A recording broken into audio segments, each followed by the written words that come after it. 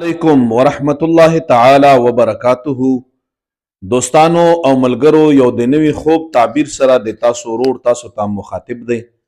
قدرمن شئ او آباد شئ چې په هر ځای کې وئ، او زموږ دعاګانې د تاسو سره دي. کامیاب اوسئ.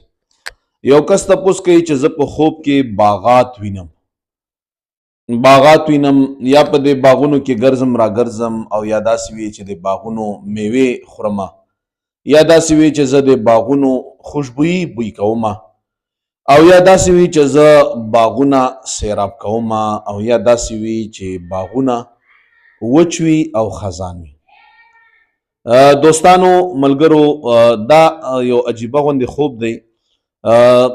د خوبونو یو مشهور معبر دی، او د بني اسرائیل یو لوی نبی مبارک تیر شوی دی، حضرت دانیال علیه السلام.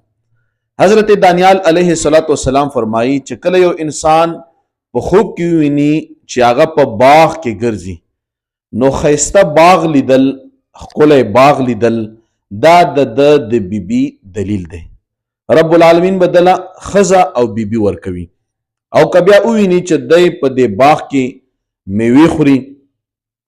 میوې خوري او میوې راشو نو رب العالمین به دله نارینه اولاد ورکي.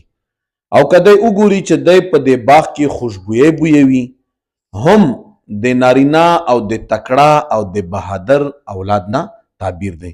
او که دی وګوري چې مختلف قسم میوې راشو کوي او دی یې خوري، نو یو تعبیر دام دی چې دی به د خپلې بیبي د مال حال نه خوراک کوي. بیبي به رب العالمین دومره مالدار ورکوي چې هغې نه به د هغې مال حال به دی خوري او هغې نه به ورته فایده میلاویږي.